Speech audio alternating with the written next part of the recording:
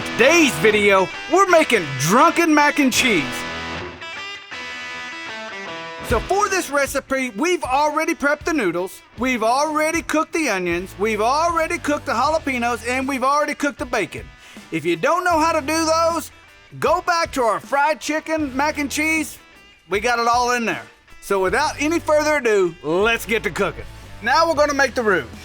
All right, in the roux, it's butter, flour, toast it up, a little bit of milk. Start stirring in the cheese and the beer. So we're gonna wanna melt this butter, and this is the roux, making of the roux. And now we add the flour. Last time I did it just turned into a dough ball. Oh, look at it now. Nailed it, suckers. Now I'm gonna toast this up just a little bit because I like my mac and cheese roux to be a little bit toasty. Now we add some milk. And this is just about layering in the flavors of love.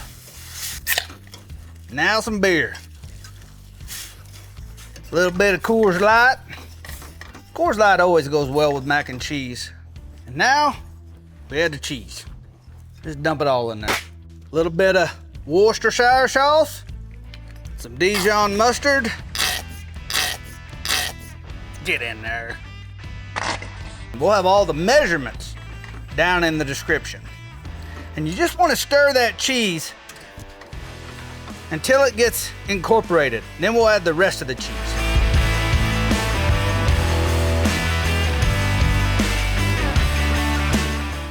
And now we add the rest of the cheese. This is Gruyere, or whatever you call it.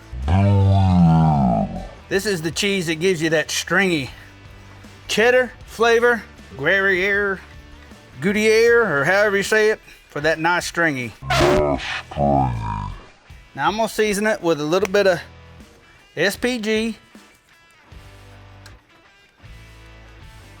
It's a little runny, but I like it a little runny, to be honest with you. Last time it was a little bit thick.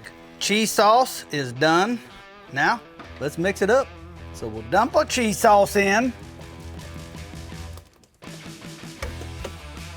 Now we start incorporating.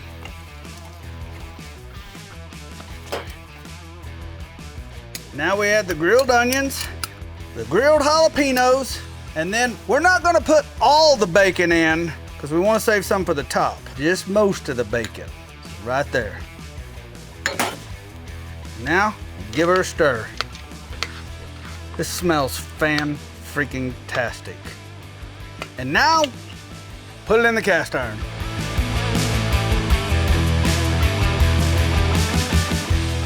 This already smells awesome. Now, we got a little bit of Mexican cheese here. Jalapenos. Just kind of scatter them around. Now the bacon. You never can put enough bacon. And now, the rest of your cheese. And now, we put it on the Weber. We got that thing running about 350, so this ain't gonna take very long. We just wanna heat it up a little bit, melt the cheese, and get ready to serve it. Ooh. Oh. This is after 25 minutes on the Weber. Look at that. Oh, come on now. Come on now. All right, so let's just jump right in. It's hot. That's so good, I'm gonna take another bite. So hey, I wanna thank everybody for watching. If you like this recipe, head on over to Kosmos Q, print it off, make it for yourself, and I'll catch you in the next video. Peace. This motherfucker is badass.